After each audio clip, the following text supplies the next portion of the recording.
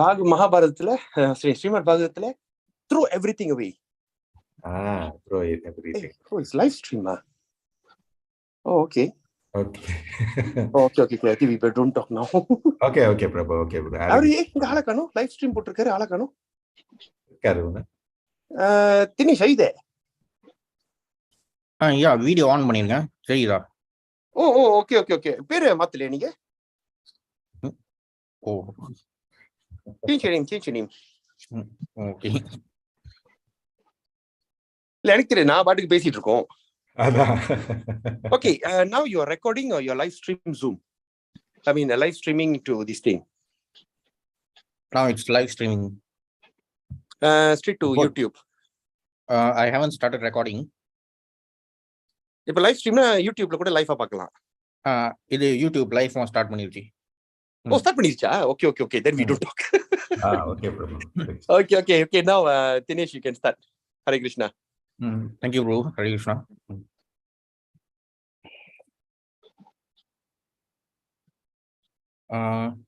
Okay. To other devotees, am I audible? Is there any background noise? Good, Prabhu. Can hear you loud and clear. Okay.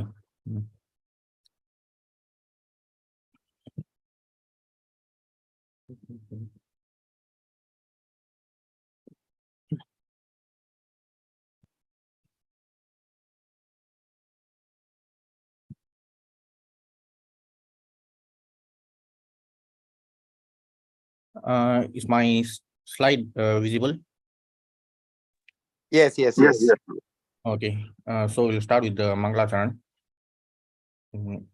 Om Majnanatimandasya Jnananjana Shalakaya Chakshurunmilitam Yena Tasmai Shri Gurave Namah Shri Chaitanya Manobishtam Sthapitam Yena Bhutale Swayam Rupa Gadamayam Dadati Swapadantikam Vandeyam Shri Guru Shri Yudapatakamalam Shri Gurun Vaishnavamsha Shri Rupam Sagarjatam Sagana Raghunathan Vidam Stamsajivam Sadvaitam Savadutam Paljan Saidam Krishna Chaitanya Devam Shri Radha Krishna Padan Sagana Lilita Shri Vishakan Visamshat Ye Krishna Karuna Sindhu Dinabandhu Jagatpati Gopesha Gopika Kanta Radha Kanta Namuste Tapta Kanchana Gaurangi Radhe Vrindavaneshwari Vrishabhanuste Devi Pranamami Haripriye Pancha Kalpadrubhyascha Kripasindubhyeva cha Patitanam Pavanebhyo Vaishnavebhyo Namo Namah Shri Krishna Chaitanya Prabhu Nityananda Shri Advaita Gadadara Shri Vasadi Gaura Bhaktavrinda Hare Krishna Krishna Krishna Hare Hare Hare Rama Rama Rama Hare Hare Hare Krishna Krishna Krishna Hare Hare Hare Rama Rama Hare Hare Hare Krishna Krishna Hare Hare Hare Rama Rama Hare Hare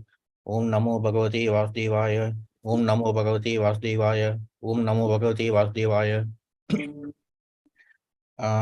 Hare Krishna. So the title of today's session is Jiva, the living entity.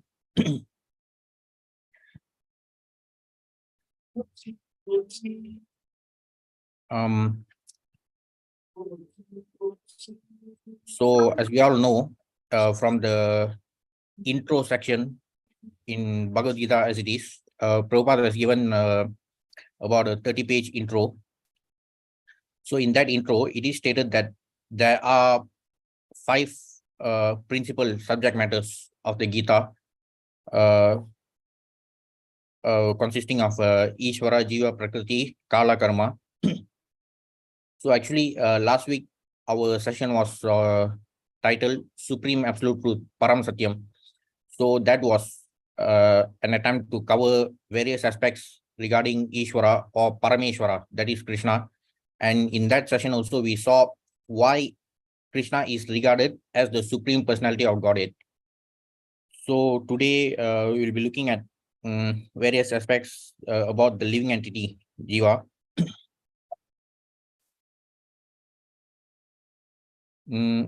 So in the intro to the Bhagavad Gita, it is stated the subject of the Gita entails the comprehension of 5 basic truths. First of all, the science of God is explained, and then the constitutional position of the living entities, Jivas. There is Ishvara, which means the controller, and there are Jivas, the living entities which are controlled. So Jivas, living entities, refer to the individual spirit souls, which includes all, not just human beings, but all other living entities, animals, plants, which all have spirit souls. So we are all controlled by the Supreme Controller. If a living entity says that he is not controlled, but that he is free, then he is insane. The living being is controlled in every respect, at least in his conditioned life. So as we shall see later, there are two main types of energies of Krishna: his superior spiritual energy and also his inferior material energy. So to those who say that God doesn't exist, they don't believe in God, that everything comes from nature. It is stated in the Bhagavad Gita that even the material nature comes from Krishna's inferior material energy. So even when they try to deny the existence of God, they are actually accepting that everything originated from nature, which is actually also a byproduct of Krishna's material energy. So regardless of whether we surrender to Krishna or we surrender to Prakriti, the material energy, so in both ways, we are actually surrendering to Krishna. When we surrender to him directly, so like devotees who surrender to Krishna directly will get a chance to escape the material bondage. But those who are so obsessed with material life, they'll always be trapped in the repeated cycle of birth, death, old age, and disease, and they'll always be controlled by material nature, though they tend to think that they are controlling the material nature. So in both ways, all living entities are always under the control of Krishna. Every living being out of the many, many billions and trillions of living beings has a particular relationship with the Lord eternally. That is called Swarupa.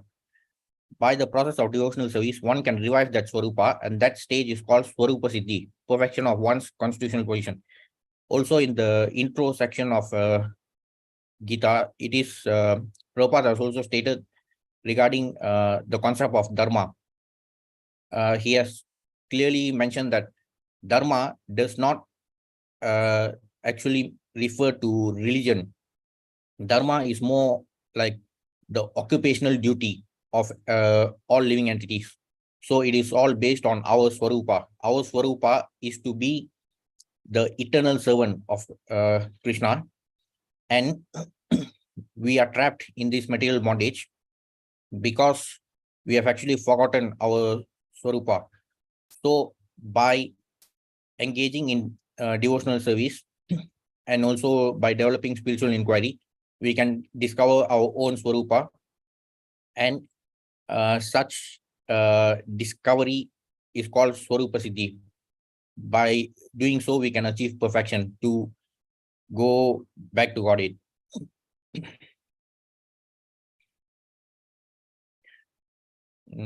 After hearing Bhagavad Gita from the Supreme Personality of Godhead, Arjuna accepted Krishna as Param Brahma, the Supreme Brahman. Every living being is Brahman, but the Supreme Living Being or the Supreme Personality of Godhead is the Supreme Brahman. So we always come across this term called Brahman, like that's the first sutra from Brahma Sutra or Vedanta Sutra is starts with Atato Brahma Jignasa. But if we the Vedanta Sutra is meant to be studied like a chain. There are over 500 sutras, so we cannot really stop read each individual sutra and just try to understand that alone. It has to be read like a chain. So the first one refers to Atato Brahma Jignasa. So if we are wondering what is Brahman, which is referred to in that first sutra, we have to look at the second one, which states Janmadi Asyata, then followed by Shastra Unit 1.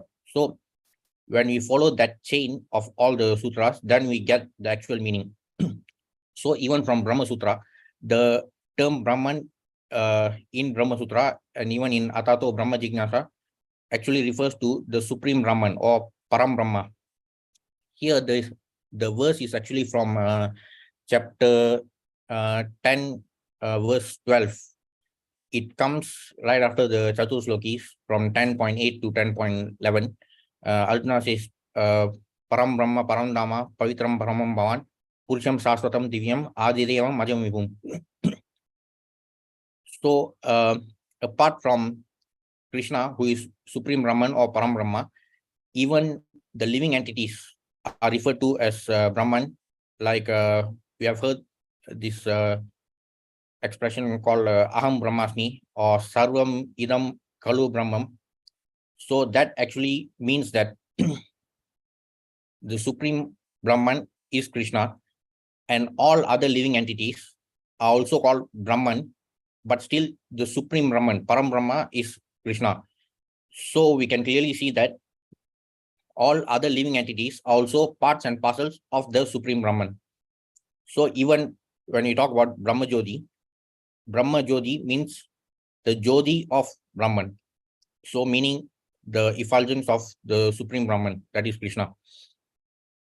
So from here we can understand that though all other living entities are also called Brahman, there's only one Supreme Brahman.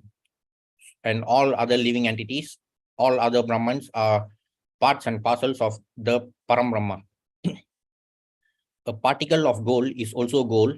A drop of water from the ocean is also salty. And similarly, we the living entities, being part and parcel of the Supreme Controller, Ishvara or Bhagavan, Lord Sri Krishna, have all the qualities of the Supreme Lord in minute quantity, because we are minute Ishvaras, subordinate Ishvaras.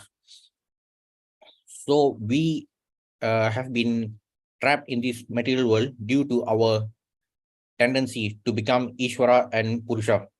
We have the tendency to become controllers and enjoyers. This tendency is also there in Krishna. So we have actually like inherited it from him. However, we can never be like him. All our sufferings are due to the fact that we are trying to, even in this material world, we can see, we have already seen many examples of demons who wanted to deny the existence of Krishna, and they wanted to take control over the material world. So actually, all those qualities are there, but we can never possess the kind of qualities that are there in Krishna in abundance like him. We are trying to control nature, as presently we are trying to control space or planets, and this tendency to control is there because it is in Krishna. But although we have a tendency to lord it over material nature, we should know that we are not the supreme controller. This is explained in Bhagavad Gita. So no matter how much we try to become like the supreme controller, we will always remain as his subordinates, because even to those who say that God doesn't exist, and they try to cover up by saying that everything comes from nature. From the Bhagavad Gita, it is clearly stated that even material nature comes from Krishna's material energy, and therefore we can never escape from the control of Krishna, whether directly or indirectly. We can be under his direct control by surrendering to him in the spiritual world, where we won't be suffering this vicious cycle of birth, death, old age, and disease. However, we refuse to acknowledge the superiority of Krishna, being deluded by the modes of material nature, and therefore we are still under his control, under his material energy in this material world, being subject to this material embodiment and repeated cycles of birth, death, old age, and disease. In Gita 15.7, Krishna says, Mamai Vamso Jiva Loke Jiva Bhuta Sanatana Manasastani Indrani Prakristani Karshati. The living entities in this conditioned world are my eternal fragmental parts. Due to conditioned life, they are struggling very hard with the six senses, which include the mind. Please note the keyword here, struggling. Krishna says that the living entities in this material world are struggling very hard with the six senses, which include the mind. So we are actually struggling because we are trapped in this material body, and also because it is both the gross body and the subtle body, which includes the mind. So Krishna is saying that we are struggling, but do we actually realize that we are struggling? That's a very big question mark, because to some people, when they say that they want to deny the existence of God, so indirectly, though they may know what Krishna has said in the Gita, so they are saying, thinking that simply by denying his existence, they might be thinking that they can even refute what he has said, but nothing changes because of that. The fact remains that we are struggling in this material world because of being trapped in this material embodiment, and mainly due to the repeated cycle of birth, death, old age, and disease. So first of all, do we even realize that we are struggling?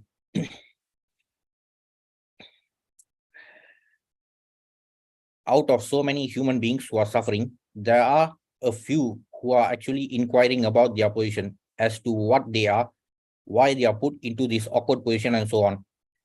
Unless one is awakened to this position of questioning his suffering, unless he realizes that he doesn't want suffering, but rather wants to make a solution to all suffering, then one is not to be considered a perfect human being. So first of all, we have to acknowledge the problem. We have to accept the fact that we are suffering. Unless we acknowledge the problem, there will be no, we won't be, motivated to solve the problem. So simply by saying that I'm enjoying in this material world, I want to be reborn as this, that.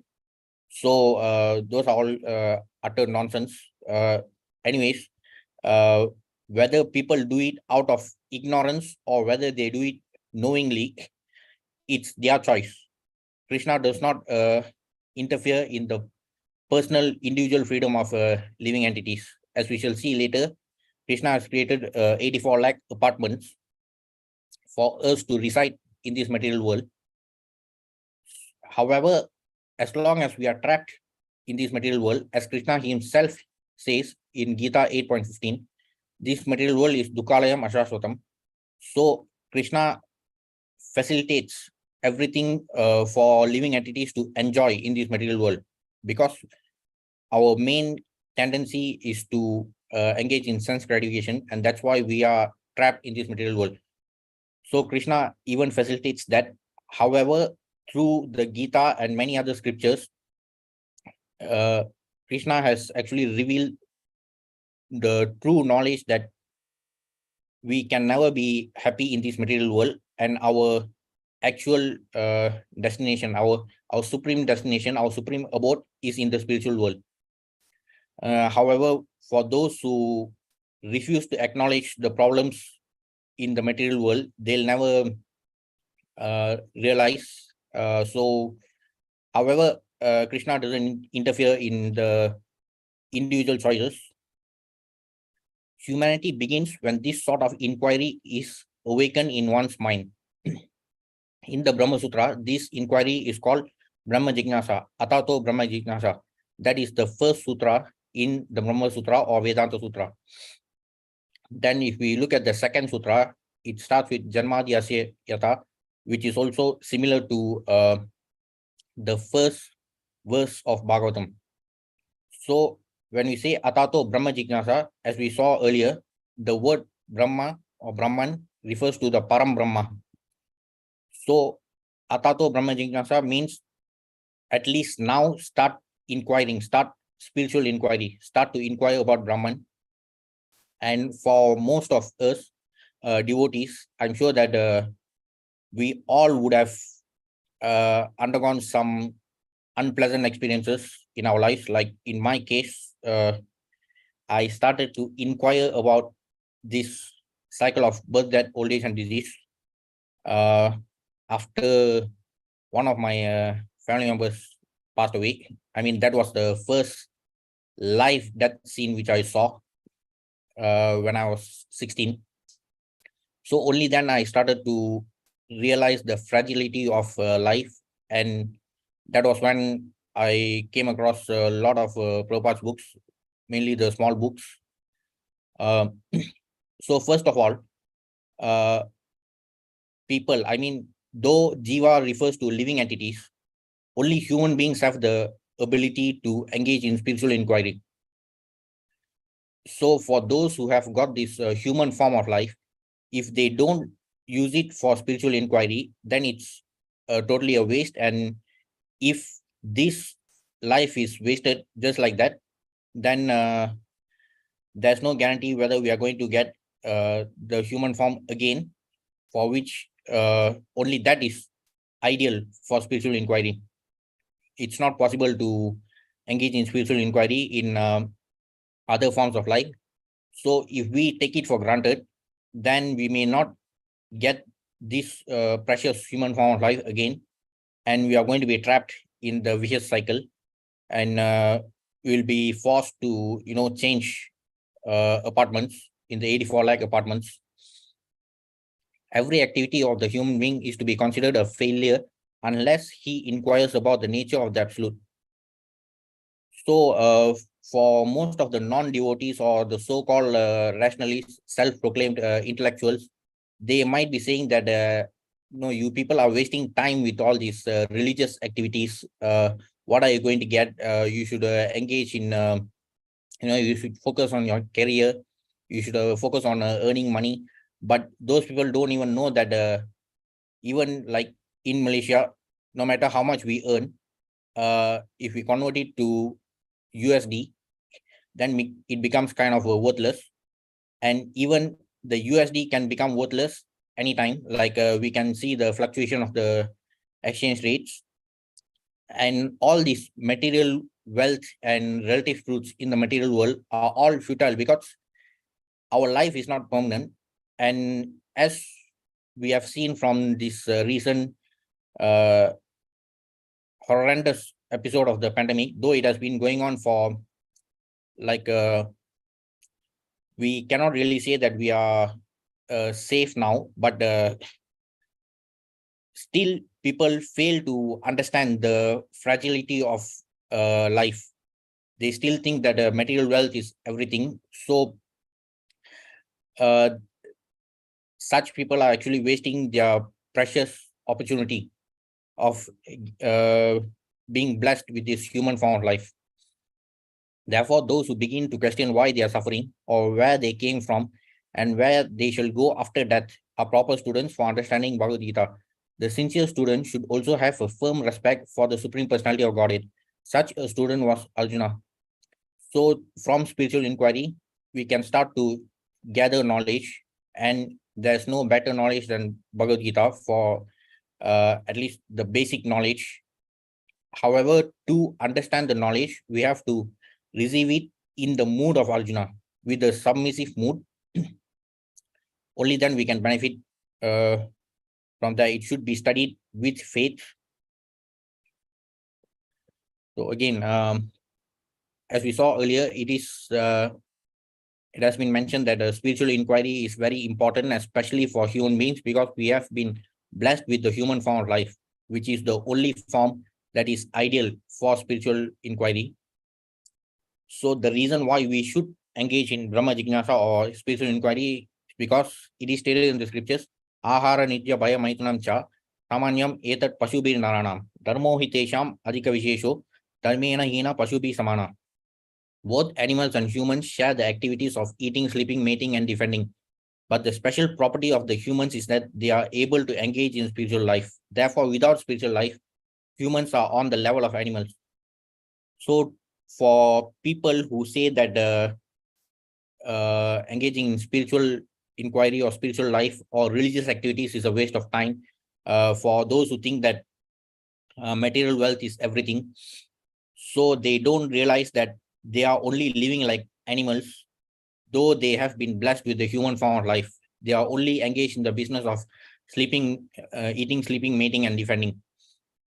Even when we look at it from the perspective of the 4 elevating principles of life, like Dharma, Artha, Kama, Moksha, in that cycle, when we look at the first 3 principles, Dharma, Artha, Kama, so it refers to, Dharma actually refers to the religious practices, like in the ancient agrarian society, sacrificial activity was very important to, even in the Gita, we shall see that for agriculture to prosper in the ancient times, yajnas were conducted to pray for rains, and without rain there can be no proper agricultural activity. No proper agricultural activity can be conducted. So that part was under the religious practices, dharma, followed by artha, meaning the accumulation of material wealth. When people succeeded in increasing their agricultural output, so they acquired material wealth, followed by kama, meaning sense gratification. So when people got material wealth, they engaged in sense gratification. However, if people are always focused on only those three things, dharma, artha, kama, and the cycle keeps repeating, even then they are wasting their human form of life, because only spiritual inquiry would lead us to the fourth elevating principle, moksha.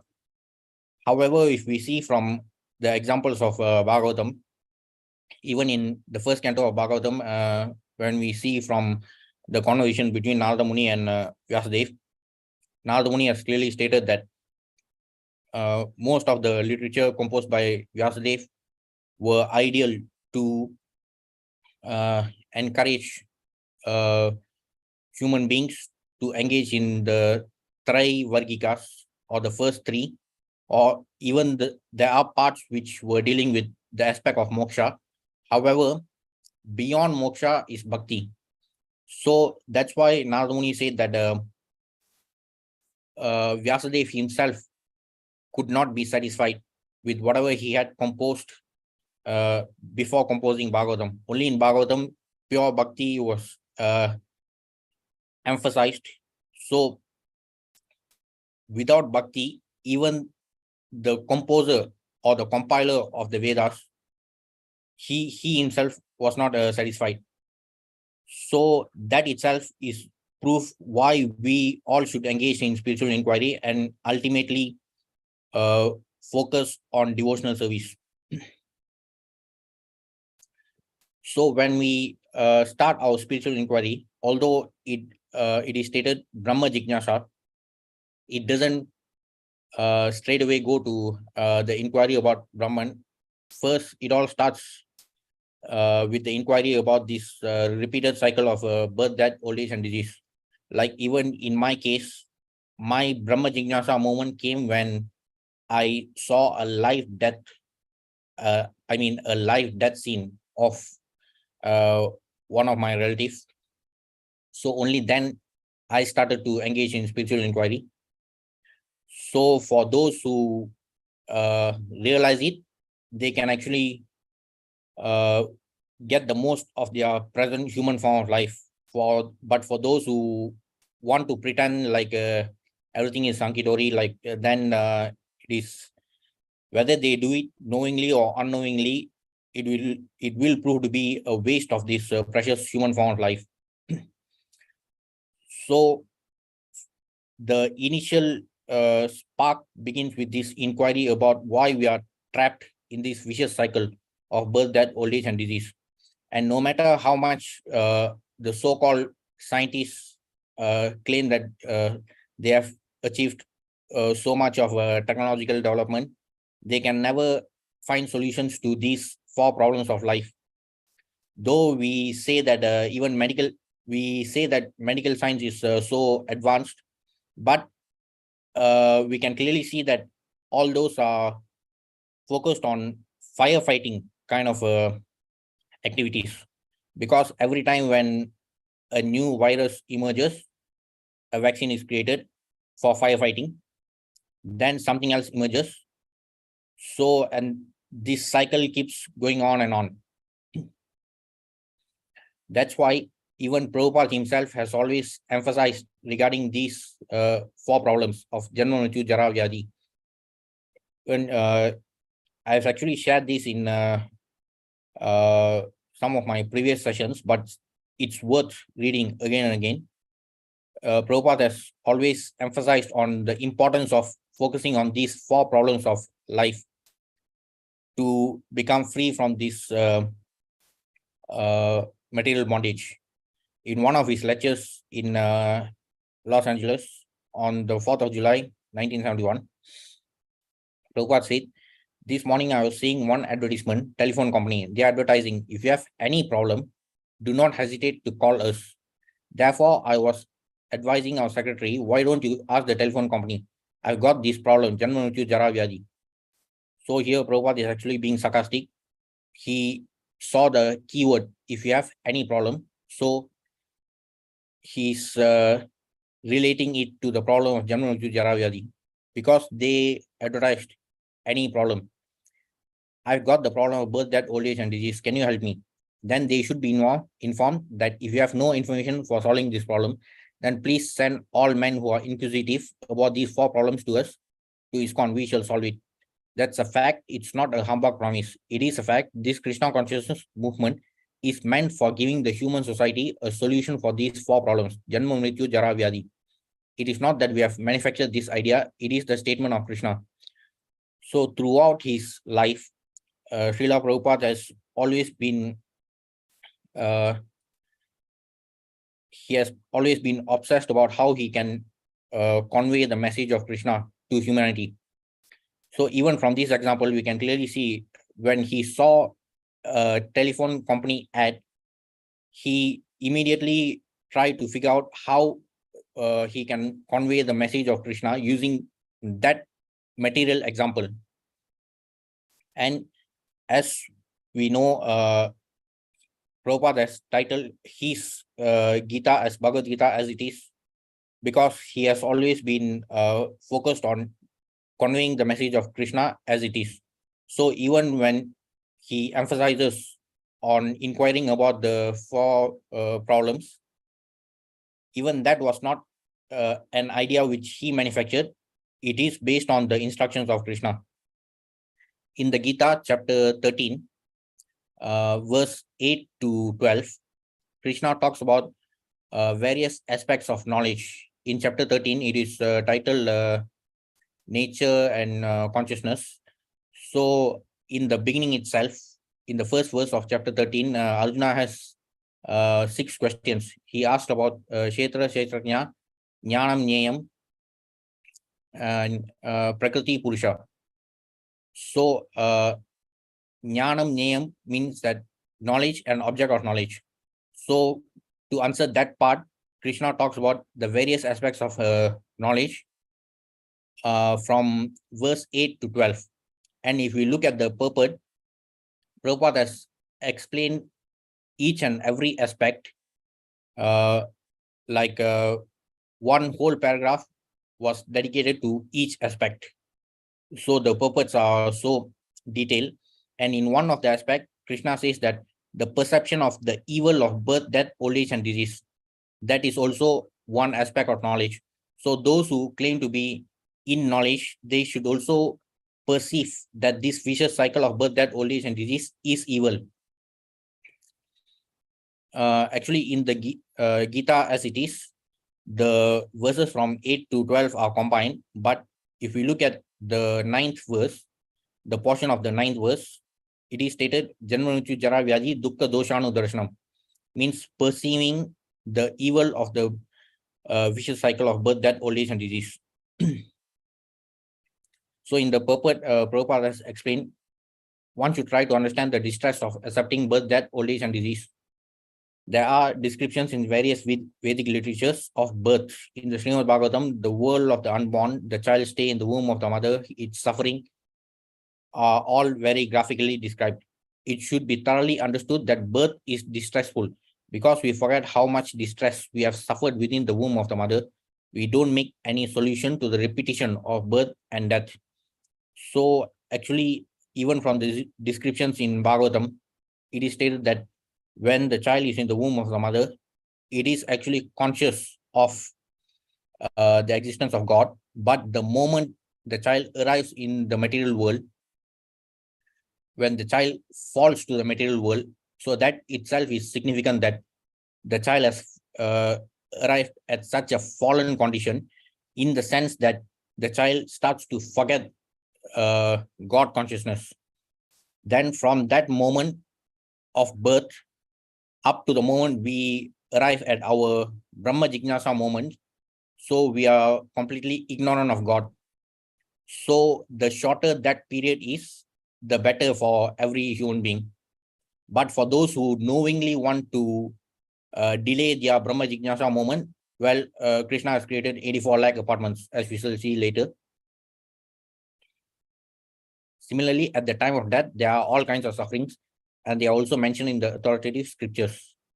So like in Garuda Puranam, it is stated that at the time of death, we all experience a certain kind of pain, which is equivalent to it's like thousands of scorpions biting at the same time. We will be experiencing that kind of pain at the time of death. No one wants to be diseased and no one wants to become old, but there is no avoiding this. Unless we have a pessimistic view of this material life, considering the distresses of birth, death, old age, and disease, there's no impetus for our making advancement in spiritual life. So for those who think that they are actually happy in this material world, and if they are simply focused on acquiring material wealth, well, they can never make advancement in spiritual life. And of course, that is their individual choice. So we'll be looking at the four problems: birth, death, old age, and disease. Actually, we have done one session on this, but that was not so detailed. In this session, we'll be covering these four aspects, but in depth, and it will be more focused in the context of Kali Jivas. Though the title of today's session is Jiva, the living entity, we should understand that we are Kali Jivas, meaning we are extremely unfortunate souls who have fallen in this material world, that too during this yuga.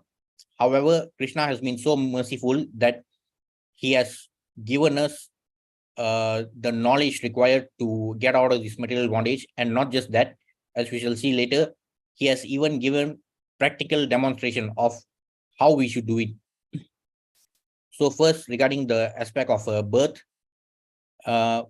we know that, at least for devotees who have studied the Gita, we can, they know that we are all spirit souls. So for the soul, there is no birth. The process of birth simply refers to us taking a material body. There's no birth or death for the soul, neither for the spirit soul or for the supreme soul or super soul. So that's why during Krishna Janmashtami, we call it the appearance day of Lord Krishna, because he descended to the material world in his original transcendental body. However, we have fallen into this material world and we are taking the material body. So there is a difference between the two. As stated in Brahma Samhita 5.133, Advaitam Achyutam Anadi Mananta Rupam Adyam Purana Purusham Nava Yauvanam Cha Vedeshu Durlavam Adurlavam Atma Bhaktau Govindam Adi Purusham Tamaham Bhajami.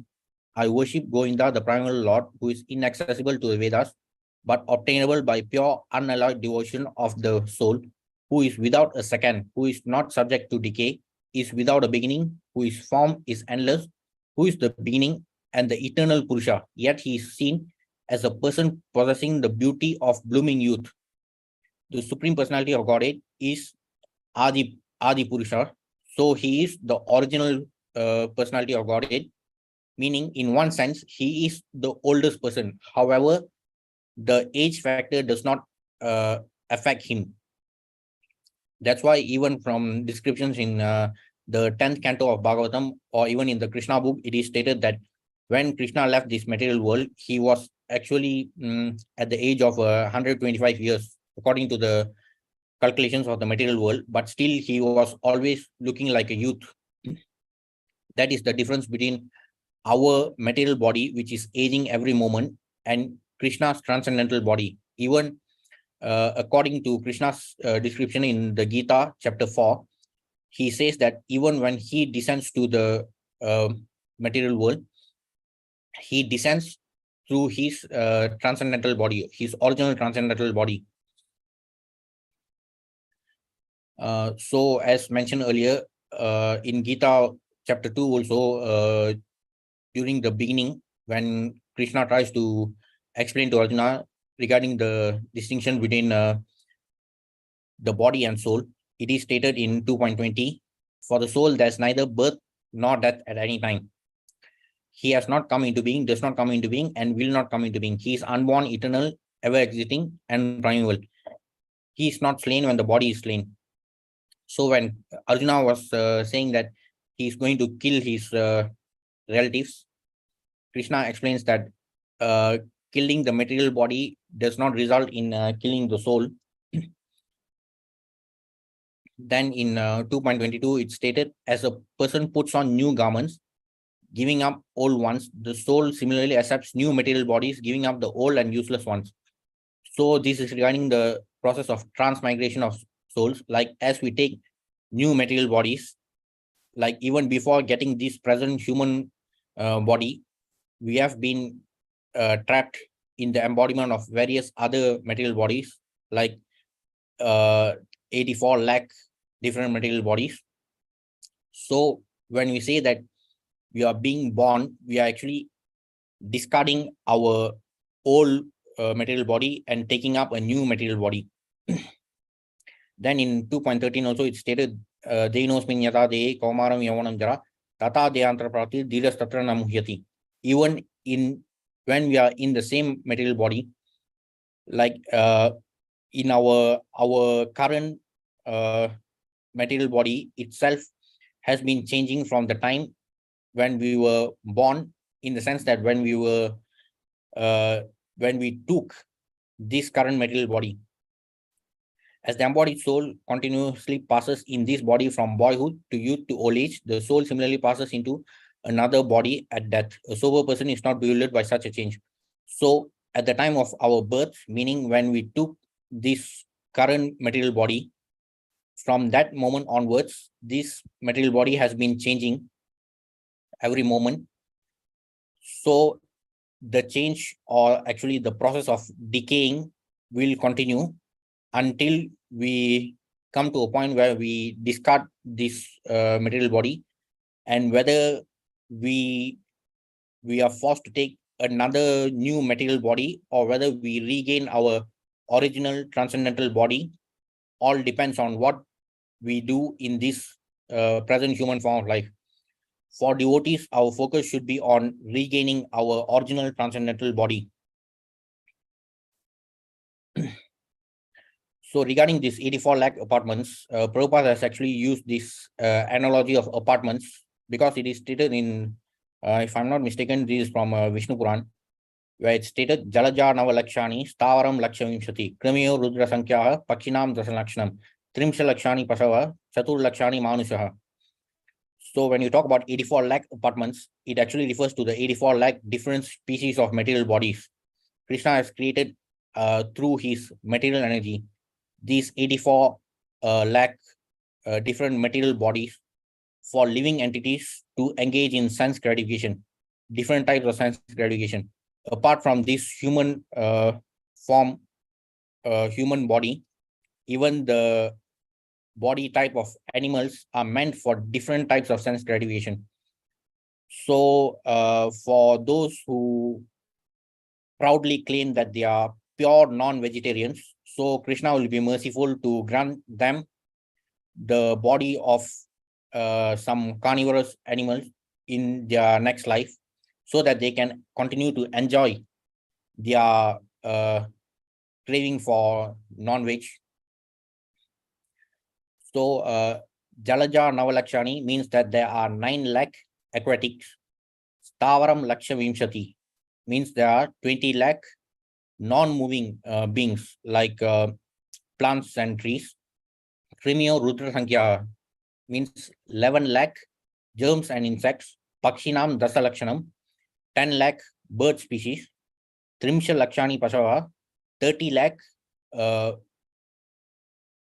Pashu means that it refers to four-legged animals. Chatur Lakshani Manusha, 4 lakh human species. So total there are 84 lakh species. So Krishna has actually created these 84 lakh apartments for living entities to reside and enjoy in this material world. We also know that there are 3 types of energies of Krishna. Actually, there are 2 main types, the superior spiritual energy and the inferior material energy. However, there's also this marginal energy called Tatastha Shakti, which actually refers to the conditioned souls specifically. The superior spiritual energy is what administers the spiritual world. There are 3 features to this spiritual energy of Krishna, Sandini, Samvit, Ladini, which also correspond to his features of Satchidananda. So ultimately, we should submit to the spiritual energy of Krishna to be elevated to the spiritual world. However, the biggest problem with conditioned souls is that we are more willing to surrender to the material energy of Krishna without even knowing that we are still surrendering to him, because even the material energy originates from Krishna. As stated in Gita 7.4, the 8 types of material energies also originate from him to administer the material world. And in 7.5, it is stated regarding the marginal energy consisting of living entities. So we as living entities, we are actually we are originally part of Krishna's superior spiritual energy. However, we are trapped in the marginal energy portion because it is like a tug of war. Like, we are meant to be eternal servants of Krishna in the spiritual world. However, due to our material desires, we have fallen into this material world. So even when we try to make advancement towards the spiritual world, our material desires will still pull us towards the material world, though we try to go to the spiritual world. So it is like a tug of war, which we should focus on winning it, so that we can regain our original constitutional position in the spiritual world, to be part of Krishna's superior energy. Now, regarding the second aspect, regarding death, Krishna is mentioned in 8.5. Antakalesha mameva smaran muktva kalevaram yaprati samatbhavam yati nashtriyata samshaya. And whoever at the end of his life quits his body remembering me alone at once attains my nature. Of this there is no doubt. So Krishna has given the formula for success in our devotional life. So we should engage in our spiritual life in such a way that we are always engaged in Krishna consciousness. We are always absorbed in Krishna consciousness to the point where we can automatically remember Krishna even at the time of death. As mentioned earlier, at the time of death, we will be experiencing the kind of pain like being beaten by thousands of scorpions together. So to remember Krishna at that time is a big challenge. So that's why the Krishna consciousness movement has been named as Krishna consciousness, to be conscious of Krishna all the time, so that we can automatically remember him even at the time of death. Then in the next verse, it is stated,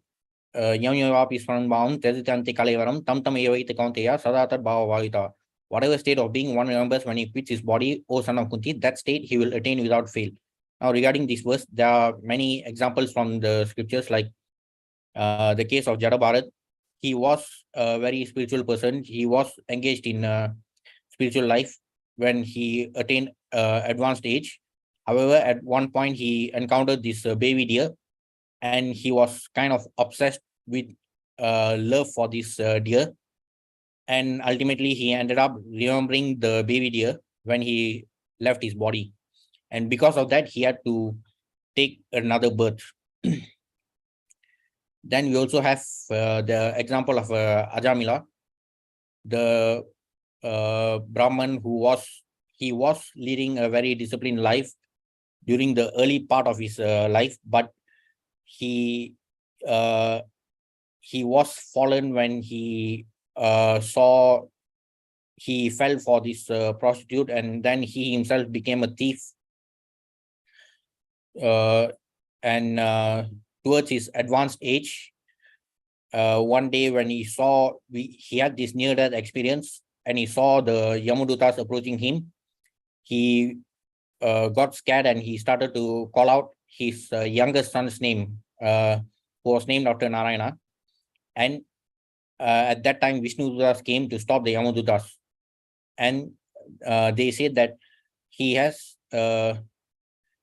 uttered the name of Lord Narayana, and therefore Yamadutas cannot take him. So he got a second chance to engage again in spiritual practice, and ultimately he was promoted to the spiritual world.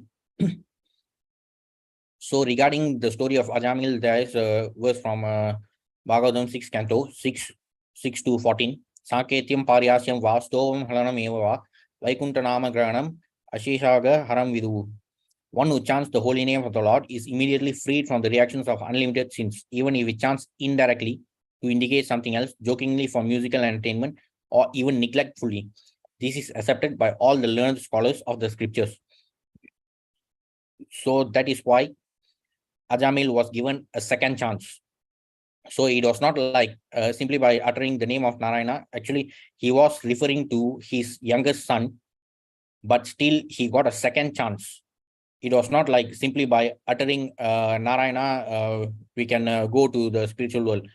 Ajamila was given a second chance to continue his spiritual practice, and ultimately he was promoted to the spiritual world. But we should not have this delusion that we can simply think of Krishna only at the time of death. It's not like we can engage in all sorts of nonsense during our youth and just think of spiritual life towards the end. It's not as simple as that. Then in 6 to 15, it is stated, if one chants the holy name of Hari and then dies because of an accidental misfortune, such as falling from the top of a house, slipping and suffering broken bones while traveling on the road, being beaten by a serpent, being afflicted with pain and high fever, or being injured by a weapon, one is immediately absolved from having to enter hellish life, even though he is sinful. So apart from what Krishna had said in the Bhagavad Gita 8.5, there are many other praman from scriptures like Bhagavatam regarding the glories of the holy name, especially when it is chanted at the time of death. In the purport, Prabhupada also refers to the verse from Gita. Then Prabhupada adds, if one practices chanting the Hare Krishna mantra, he is naturally expected to chant Hare Krishna when he meets with some accident. Please note the word here, if one practices chanting. Only then the person will have the natural tendency to chant Hare Krishna when he meets with some accident. Even without such practice, however, if one somehow or other chants the holy name of the Lord Hare Krishna when he meets with an accident and dies, he will be saved from hellish life after death. So Prabhupada himself has emphasized on the importance of practicing the chanting of the holy name. It is very important that we practice chanting so that the natural tendency can be developed. It is not as simple as we can engage in all other sorts of nonsense throughout our life and just think about chanting towards the end of our life, because we as Kali Jivas, we don't have that much time. Death could be staring at us at any moment. So to think that we can engage in spiritual life only during our advanced age is sheer foolishness. So to those who think that they can engage in all sorts of nonsense throughout their life and just think about chanting at the time of death, for those who try to be that smart, and actually they are trying to cheat Krishna. But in Gita 10.36, Krishna himself has said, Yutam Chalayatam Asmi. I am also the gambling of cheats. If we look at the purport of this verse, Prabhupada has explained that gambling is the highest form of cheating. So from the Mahabharata also, we have seen that the Pandavas were deceived in the gambling match. So that is what led to the war. However, according to Krishna's words, he says that he is greater than the greatest of cheats. So for those who think that they can try to be smart and cheat Krishna by engaging in all sorts of nonsense and by trying to chant at the end of their life, so Krishna knows how to deal with such cheats. Because even in chapter 15, Krishna says, Sarvasya chaham shriti sannivista matta smritir jnanam apohanam cha. I am seated in everyone's heart, and from me come remembrance, knowledge, and forgetfulness. So it is not as easy as we cannot simply think about engaging in all sorts of nonsense throughout our life and try to think of Krishna only at the time of death, because it is stated that Krishna himself mentions that he resides in our hearts as Paramatma, and he knows whatever we think about. So he also says that from him alone comes remembrance, knowledge, and forgetfulness. So we cannot simply plan to remember Krishna at the time of death, because only he will determine whether that remembrance should come to us. So if we try to be too smart, Krishna knows how to deal with such people. However, for those who are extremely fortunate, like Bhishma Dev, he had this extremely rare opportunity of seeing Krishna face to face.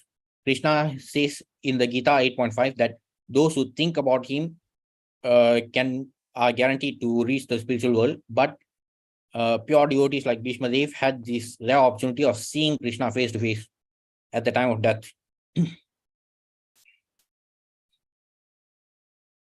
So apart from that, in chapter 8 also it is stated regarding the time of leaving the body. In 8.26, it is stated, according to Vedic opinion, there are two ways of passing from this world, one in light and one in darkness. When one passes in light, he does not come back, but when one passes in darkness, he returns. Actually, prior to this verse, it is stated that other transcendentalists or the mystic yogis who are engaged in Dhyana Yoga, they try to develop certain mystic potencies in such a way that they'll be able to control the time when they leave their body. However, in 8.27, Krishna says that although the devotees know these two paths, O Arjuna, they are never bewildered. Therefore, be always fixed in devotion. So only for the other types of meditators, they have to engage in all sorts of mystical activities so that they can control or choose the time to leave their body. But for devotees, there's no such anxiety, because by being engaged in devotional service throughout our life, we will be able to remember Krishna at the time of death. And there are many examples which prove that devotees don't have to worry about the time of death, because for example, even if we take the example of Srila Prabhupada, we know that the disappearance day of Srila Prabhupada is on Kartik Shukla Chaturthi. It actually comes 4 days after Deepavali. So the day of Deepavali, it falls on the tithi of Kartik Amavasya. So Kartik Shukla Chaturthi is 4 days after that. So even if you take the example of Prabhupada, which is stated here, when one passes in light, he does not return. So even in the example of Prabhupada, he left during the fortnight of the Shukla fortnight, meaning the fortnight of a waxing moon. So even from that example, we can see that the time of passing away for devotees is taken care of by Krishna himself. That's why it is best to always be engaged in devotional service. Then now regarding the third aspect of old age, we have two opposite examples. First is the example of Dhritarashtra, who even in his advanced age, he was so obsessed with the opulence of material wealth. So even after losing all his sons in the war, he still wanted to live in the palace until Vidura came to him and said that at least now get out of the palace and engage in spiritual life. He provoked, Vidura provoked Dhritarashtra by saying that you are now living, this he said after the Kauravas lost the war. He said to Dhritarashtra that you are now living at the mercy of the Pandavas and you are eating the remnants of Bhima's food. So he used all sorts of derogatory language to provoke Dhritarashtra so that he would leave the palace. And ultimately, he and Gandhari left the palace. They went to the forest, and after spending some time there, they were trapped in the forest fire and they left their bodies. That is one example, one bad example, because it is not that only people who are in their advanced age should engage in spiritual life, because death could come to us at any moment. So it is extremely foolish to think that only old age people should engage in spiritual life. So that is why we have another completely opposite example in Prahlad Maharaj, who was always preaching even to his young friends from his childhood itself. He has always been preaching about the importance of spiritual life, and he has been explaining why it's important to engage in spiritual life from childhood itself. So whenever we talk about Prahlad Maharaj, this is the most famous verse which comes to mind.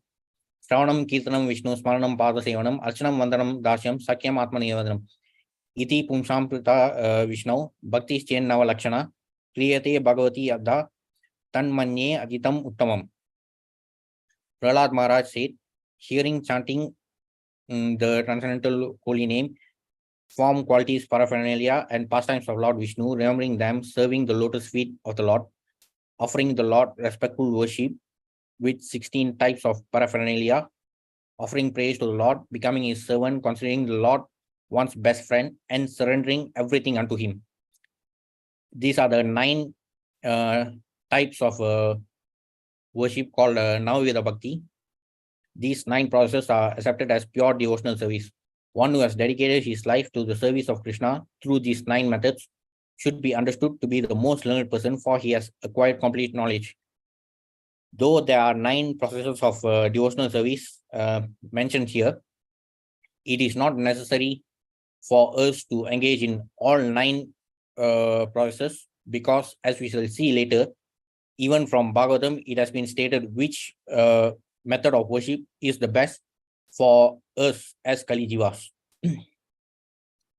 Then Prahlad Maharaj also tells his childhood friends in 767, Muktasya Balye Kishore, Prirato Yati Vimshati, Jaraya Grasta Deyasya, Yati Akalpasya Vimshati. In the tender age of childhood, when everyone is bewildered, one passes 10 years. Similarly, in boyhood, engaged in sporting and playing, one passes another 10 years. In this way, 20 years are wasted. Similarly, in old age, when one is an invalid, unable to perform even material activities, one passes another 20 years wastefully. So from here, let's say we all have a maximum duration of life of 100 years. So according to Prahlad Maharaj, he's giving an estimation of how much time we can actually devote to pure devotional service, the maximum amount of time. because during the first 20 years of our life, we will be too immature to even engage in Brahma Jignasa or spiritual inquiry. Then during the last 20 years of our life, we'll be having a lot of health issues, and due to old age, we may not be able to seriously engage in spiritual practice. So out of 100 years, 40 years are gone just like that. So with the remaining even with the remaining 60 years, we can only spend a maximum of 30 years out of the 60 years, because half of the time will be spent for sleeping. So this is the problem. Even if we assume that we have 100 years to live, however, that's not the case with us Kali Jivas. Another problem is that a lot of our Sanatani brothers and sisters, they are still under this delusion that they can always wait for old age to begin their spiritual practice, because they think that they still have time for all that, so they can enjoy a material life first. So they are still under this delusion that they might have 100 years to live. So we can clearly see from this verse, even if we assume that we have 100 years to live, even that is not enough. We can clearly see how that 100 years is reduced to a mere 30-year period, according to the estimation explained by Prahlad Maharaj. So this is even if we assume 100 years. But for those who are still in delusion that they can wait for old age to start their spiritual practice, there's good news coming for them now. It is stated in the 12th canto of Bhagavatam clearly that in Kali Yuga, the maximum duration of life for human beings in Kali Yuga will become 50 years. This is stated in the 2nd chapter of the 12th canto. It is quite shocking because when we read the Bhagavatam, in the 1st canto, it is stated, Prayana alpayusha sabya kalavasmi yugejana manda sumanta mateo manda bhagyahi upadritaha. O learned one, in this iron age of Kali, men almost always have but short lives. They are quarrelsome, lazy, misguided, unlucky, and above all, always disturbed. So in the 1st canto, 1st chapter, it is stated in the age of Kali, men almost have short lives. It is stated like that, short lives. But in the 12th canto, in the chapter on symptoms of Kali Yuga, it is clearly stated that the maximum duration will become 50 years. So if we assume that we have seen the explanation from Prahlad Maharaj that we don't have enough time for spiritual practice, even if we assume 100 years. And it is in the 12th canto of Bhagavatam, it is stated that it is stated for certainty that people will even struggle to pass 50 years of age. So for those who are thinking that they can wait for retirement age to start their spiritual practice, well, all the best to them. Now regarding the 4th aspect, disease.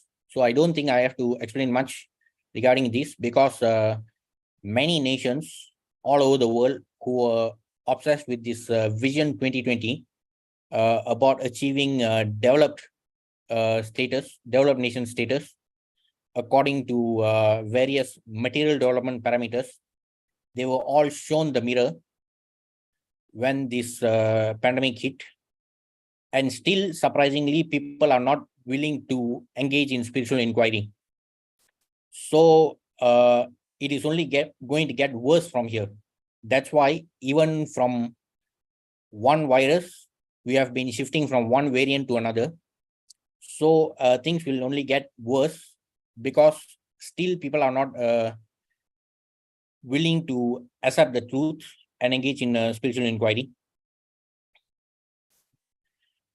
And these are statistics from this certain nation, which is claimed to be the most developed nation in the world. So it is very significant that we know these statistics, because this so-called materially developed nation, the most developed nation in the world, they think that they are so developed to the point where they have actually stopped focusing on the development of their country, but they always stick their nose in the business of all other countries in the world. So even for them, they lost over 1 million lives due to the pandemic. And even if you look at the pattern in this graph, we can clearly see how difficult it is to cross the age of 50. It was clearly stated in the second chapter of 12th Canto that people will be struggling to cross the age of 50 in the age of Kali. And we have already started to see such symptoms, because Kali Yuga only started about 5,000 years ago. We still have like 426 to 427,000 years left, but the symptoms have already started showing. So for those who think that they can wait for retirement age to engage in spiritual practice, again, all the best to them. So if we seriously engage in spiritual inquiry, we will come to the realization, especially after studying about the 4 problems of Janma Mrityu Jara Vyadhi, we will realize the truth in Krishna's words, where he says in Gita 8.15 that this material world is dukkhalayam ashashvatam. That is why we should seriously engage in spiritual practice and get out of this material world and never come back. So by engaging in spiritual inquiry, we can realize the viciousness of the cycle of birth, death, old age, and disease. However, to get out of this material bondage, we need proper knowledge, and we also need to know how we can acquire the knowledge. So basically, there are 3 methods of knowledge acquisition, like Pratyaksha, Anumana, and Shabda Pramana. Pratyaksha refers to direct experience of what we experience through our senses. Anumana is regarding logical inference. So these 2 methods are prominently used by the so-called scientific people, those who claim to have a high scientific temperament. They tend to always rely on these methods of Pratyaksha and Anumana. But we'll see the problem with these methods and why we should and we'll also see why we should focus on Shabda Pramana to acquire Vedic knowledge. Vedic knowledge is known to be Apaurushaya because it deals with absolute truth. In our previous session, we saw the differences between relative truths and absolute truth. But in the so-called material science, we can clearly see that we were told earlier that atom is the smallest particle of matter. Then some other person came and said that no, it can be subdivided further. Then some other person came and said that no, it can be divided further. And all these sorts of nonsense are going on in the name of science, mainly because this speculative knowledge of human beings are always prone to these 4 defects of committing mistakes, becoming illusion, and the knowledge is also acquired through imperfect senses, and there's always this tendency by the so-called scientists to cheat others. In the case of Pratyaksha, where we gain knowledge through our senses, the problem is that we all have imperfect senses. That's why we cannot really gain proper knowledge through Pratyaksha. Then even when it comes to Anumana, where it involves logical inference, we also have this tendency to become illusion. So we cannot even rely on Anumana. The proper approach is to rely on Shabda Pramana, especially to acquire Vedic knowledge, because the Shabda Praman in the Shastras are infallible because they deal with the absolute truth, which does not change. It deals with the knowledge about the Supreme Brahman, who is the absolute truth, as we saw in our previous session. So though it has been stated in the various scriptures about the knowledge of the absolute truth and why we should rely on Shabda Pramana, still the so-called intellectuals and scientists, they are not willing to accept that because they are under the influence of the three modes of material nature. And as explained by Krishna in Gita 7.13, Krishna says that deluded by the three modes, the whole world does not know me, who am above the modes and inexhaustible. So according to the so-called scientists who say that everything originates from nature, it is simply because they are being puppets at the hands of the three puppeteers, the three modes of material nature. So that's why they are so obsessed with nature, and they tend to conclude that everything emanates from nature. They are not able to see who is beyond the material nature. And in Gita 7.14 also, Krishna says that this divine energy of mind consisting of the three modes of material nature is difficult to overcome.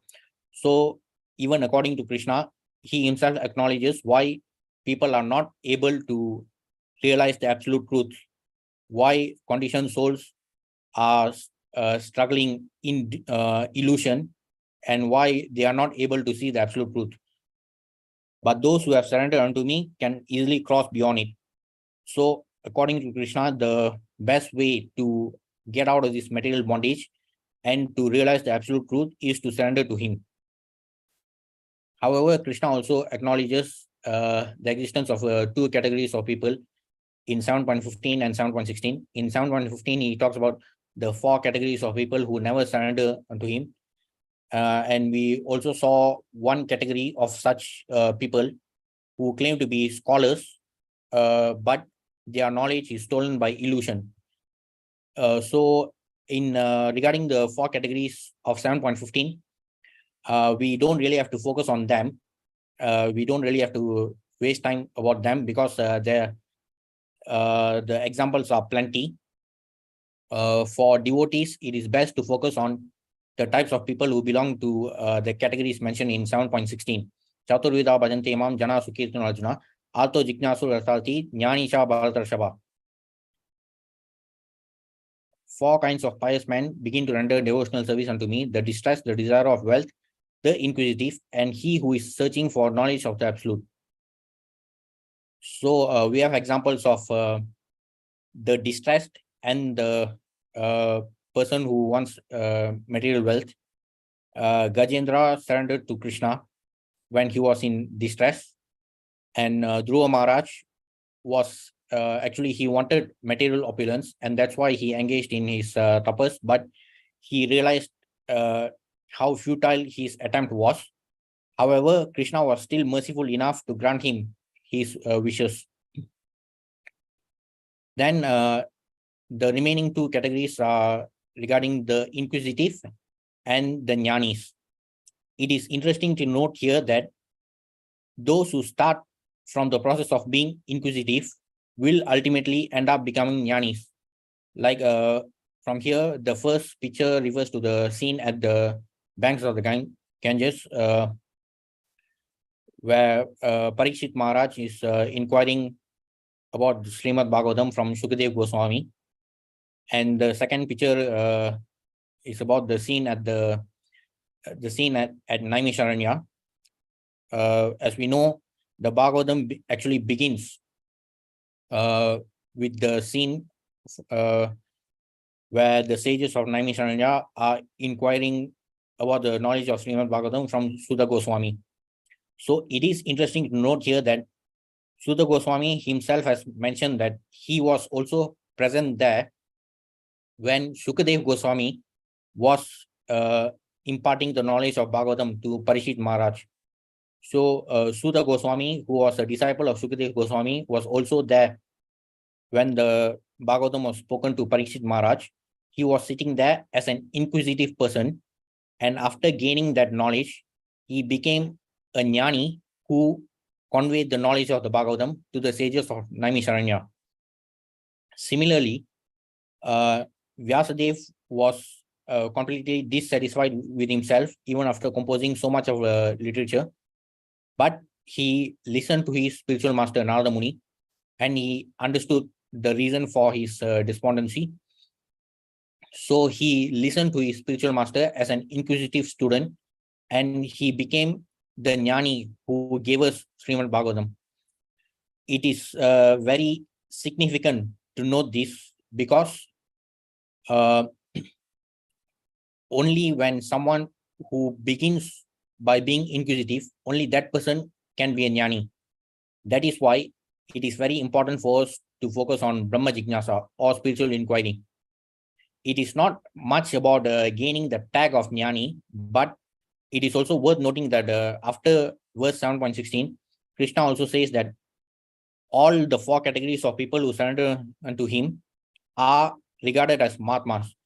But still, here Krishna also says that out of the 4 categories, the Jnanis are dearmost to him.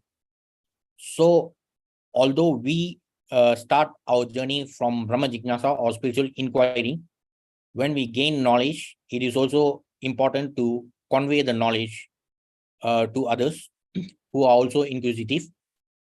Because even in Gita itself, in the last chapter of Gita, Krishna has spoken about how those who convey the knowledge of Gita to others are dearmost to him. Then also in chapter 18, Krishna keeps repeating this formula of how we can escape this material bondage by surrendering unto him. So in Gita, we can see that Krishna keeps telling about how it should be done. So whenever we talk about spiritual practice, a lot of people tend to talk about yoga, and especially this eightfold Patanjali Ashtanga Yoga, which consists of 8 processes. But in popular terms, people are only familiar with the physical exercises which are involved with the first 4 processes. Even the so-called promoters of yoga, they don't really focus on the remaining 4 aspects, which deal with withdrawal of senses and controlling the mental process to achieve samadhi, because that is extremely difficult, as mentioned by Arjuna himself in chapter 6, verse 34. As we know, chapter 6 deals with Dhyana Yoga. Krishna explains the process of meditation. However, at some point, Arjuna becomes impatient and he complains that the mind is restless, turbulent, obstinate, and very strong, O Krishna, and to subdue it, I think, is more difficult than controlling the wind. So even for a pure devotee like Arjuna, he himself admitted that the process of Dhyana Yoga is difficult. And this happened in Dwapara Yuga. Now we are in Kali Yuga. So we should not really delude ourselves to thinking that we can adopt this difficult Dhyana Yoga process. That is why Krishna himself has stated, even in the 6th chapter itself, in the last verse of chapter 6, Krishna says, and of all yogis, the one with great faith who always abides in me, thinks of me within himself and renders transcendental loving service to me, he is the most intimately united with me in yoga and is the highest of all. That is my opinion. So it is worth noting here that though chapter 6 deals with Dhyana Yoga, even towards the end of the 6th chapter, Krishna stresses the importance of Bhakti Yoga, because that should be the ultimate goal. So we don't have to really climb the steps of the yoga ladder. We can use the elevator, and that is what has been emphasized by Srila Prabhupada. And also in Gita chapter 12 on Bhakti Yoga, the last verse, in the last verse, Krishna says, those who follow this imperishable path of devotional service and who completely engage themselves with faith, making me the supreme goal, are very, very dear to me. So, though there are many different yoga processes, Krishna himself recommends the process of Bhakti Yoga, which is the easiest and still it gives the greatest benefits. Then Krishna also says, he tells Arjuna that you should always think of me in the form of Krishna and at the same time carry out your prescribed duty of fighting. So this is also relevant to us as Kali Jivas, because we don't really have to go to the forest and meditate. We can still be engaged in our material life as long as we make it, we develop this practice of Krishna consciousness to always think of Krishna, though we are engaged in our material life. And in 8.8, Krishna emphasizes on the process on regarding the importance of practicing the process, or where he clearly mentions abhyasa. So the practice, the process of Krishna consciousness also comes with practice. So there's no question about trying to cheat by only trying to remember Krishna at the time of death. It requires practice throughout our life. And even in Bhagavatam, first canto, chapter 2, it is stated that the supreme occupation, dharma for all humanity, is that by which man can attain to living devotional service unto the transcendental Lord. Such devotional service must be unmotivated and uninterrupted to completely satisfy the self. So the supreme occupation for all human beings should be devotional service. That too, it should be unmotivated and uninterrupted.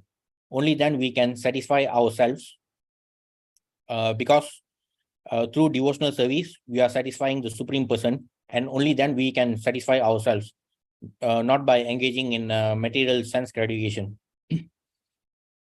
So we have clearly seen from the Gita that Krishna instructs Arjuna on how one should engage in devotional service.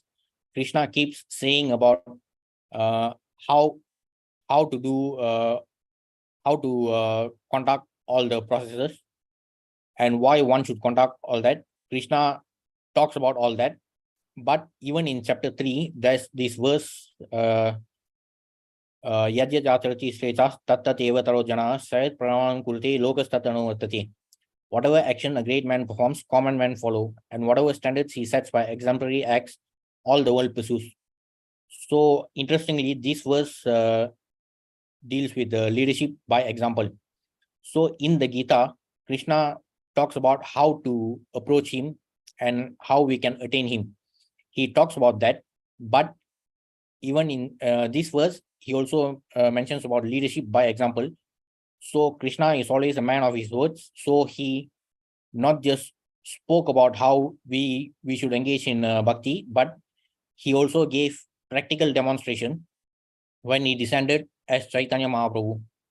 And this incarnation of Lord Chaitanya has also been mentioned in the Bhagavatam, Canto 11, chapter 5, verse 32. Krishna Varanam Tisha Krishnam Sangopangastra Pasadam Yajnai Sankirtani Praye Yadanti Sumedasa.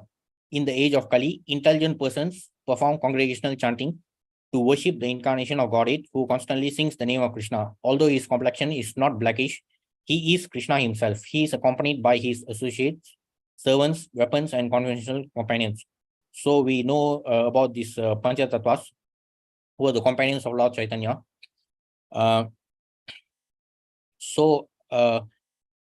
Krishna gave the message of Gita towards the end of the Dwapara Yuga. But even during the beginning of Kali Yuga, the sages of Naimisaranya were inquiring Sudha Goswami about the processes which can make it easy for Kali Jivas to attain love of God. So even in Kali Yuga, Krishna gave practical demonstration of how one should engage in devotional service by descending as Chaitanya Mahaprabhu. And it is stated in the scriptures that in the age of Kali, the most intelligent method of worship is to perform congregational chanting. And also in Canto 12, chapter 3, verse 51, it is stated, Kalir dosanije rajan asti ego mahan guna kirtanat eva krishnasya mukta sangha param rajit. My dear king, although Kali Yuga is an ocean of faults, there is still one good quality about this age. Simply by chanting the Hare Krishna Maha Mantra, one can become free from material bondage and be promoted to the transcendental kingdom. So though we are unfortunate souls, though we are unfortunate Kali Jivas, we still have hope left by relying on the holy name. Then in the next verse, it is stated, Krite yad jayato Vishnum, Tretayam yadato make, Dwapare paricharyayam, Kalau tat hari kirtanat.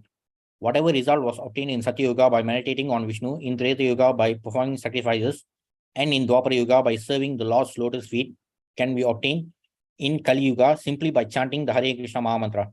So it is stated in the scriptures that the best method of worship for Kali Jivas is to chant the holy name of the Lord.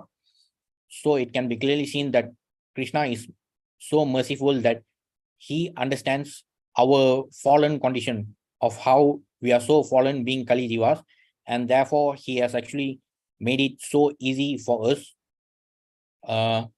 And he has even given practical demonstration as Chaitanya Mahaprabhu. So what else do we need? And the Bhagavatam also ends with this verse. This is the last verse of the Bhagavatam. In 12.13.23, it is stated, Nama Sankirtam Yasya Sarva Papa Pranashanam Pranamo Dukkha Shamanas Tam Namami Harim Param. I offer my respectful obeisances unto the Supreme Lord Hari, the congregational chanting of whose holy names destroys all sinful reactions, and the offering of obeisances unto whom relieves all material suffering. So the Bhagavatam also ends with by speaking the glories of the holy name, which can destroy all sins. So the process has been simplified and demonstrated practically by Krishna himself, and therefore we should not make excuses, but we should always focus on how we can intensify our practice of chanting so that we can go to Goloka, back to Godhead. So that's all from me for today's session. Thank you very much for attending. Hare Krishna.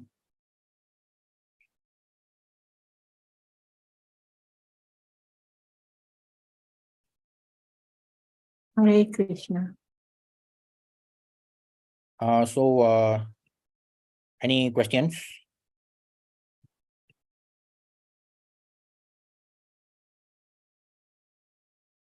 Hello.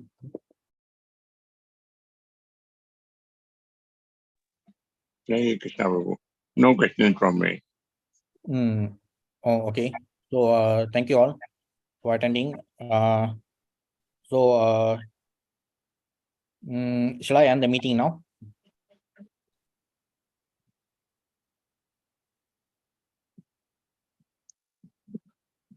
Yes, Prabhu. Thanks, sir. Okay. Thank you. Hare Krishna.